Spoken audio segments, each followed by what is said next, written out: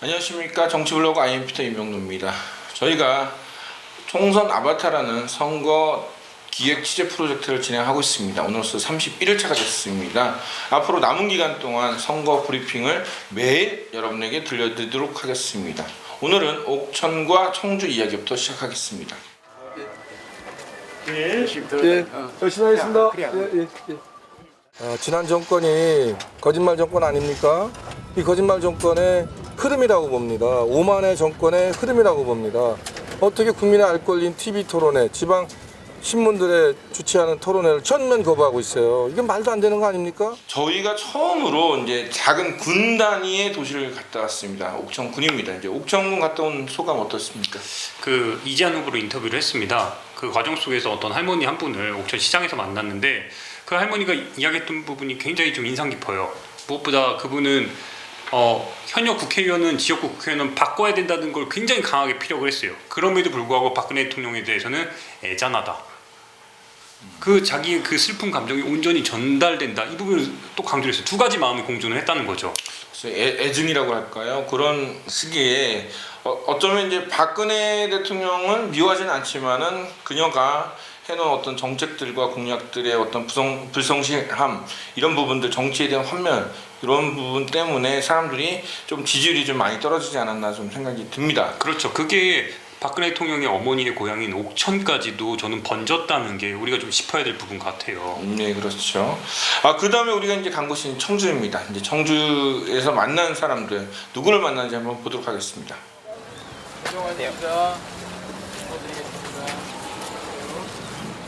이 선거운동 해보니까요, 특별한 전략 세워갖고 막 되는 게 아니고 끝없이 사람들 만나면서 끝없이 그들의 이야기를 들으면서 끝없이 낮아지면서 겸손한 자세로 다가가고 그 말을 들으려고 하고 내 말을 많이 하고 무슨 막 설명을 하려고 하지 말고 많은 말을 들으면서 다가가서 낮은 자세로 진정성 있는 모습을 보여주는 것이 가장 큰 전략이다. 흔들리지 않고 피는 꽃이 어디 있으랴. 이 세상 그 어떤 아름다운 꽃들도 다 흔들리면서 피었나니 흔들리면서 줄기를 곧게 세웠나니 흔들리지 않고 가는 사랑이 어디 있으랴. 젖지 않고 피는 꽃이 어디 있으랴. 이 세상 그 어떤 빛나는 꽃들도 다 젖으며 피었나니. 자, 도종환 의원, 현 비례대표 의원이죠. 하지만 이제 지역구로 이제 처음 출마했는데 도 의원은 그러니까 도종환 후보를 보고 나서 참 느낀 점은 굉장히 감성적이고 새로운 신선함이 나오는 어떤 정치인이라고 볼 수 있지만 또 한편으로는 좀 캠프가 좀 어수선하고 조직적이지 못하다는 얘기 느낌도 많이 받았습니다. 김 기자가 또 제일 많이 느꼈죠. 그런 그렇죠. 부분에서. 제가 그 부분에서 더 왜 많이 느꼈냐면은 인터뷰를 위해서 4번 정도 연락을 취했습니다.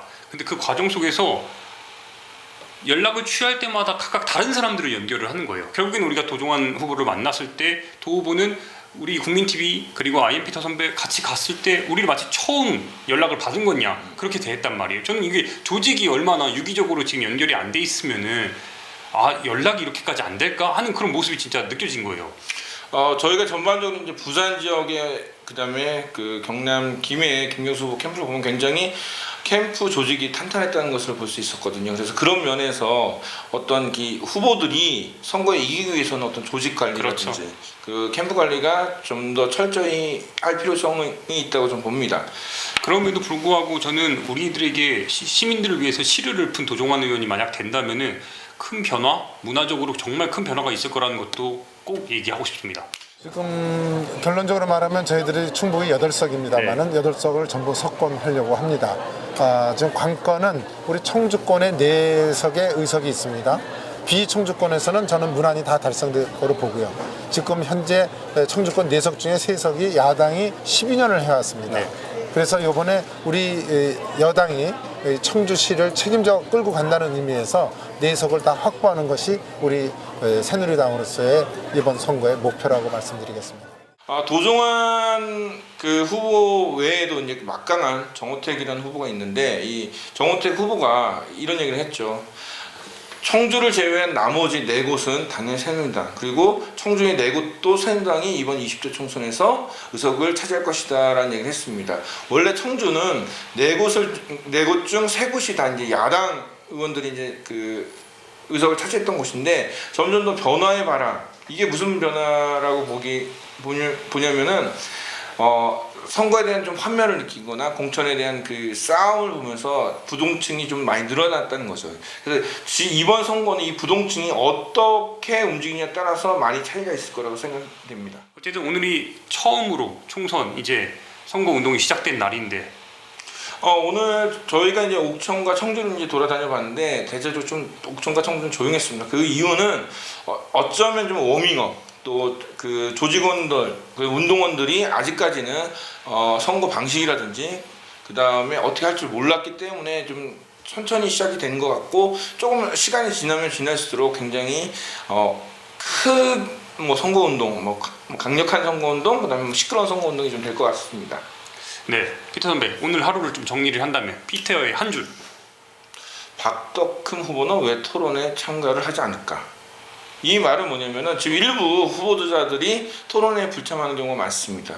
유권자들이 알 권리, 그리고 유권자들에게 쉽게 그 자신들의 정책과 공약, 그리고 뭐 어떤 의문점에 대해서 쉽게 설명할 수 있는 자리가 토론회인데, 이 토론에 안 나온다는 거는 뭔가 유권자들에게 조금 더 그 의혹을 줄게 만들고 또 유권자를 좀 무시하는 행위가 아닌가라는 생각도 해봤습니다. 자, 총선 아바타 데일리 브리핑 오늘은 여기까지입니다. 시청해주신 여러분 고맙습니다.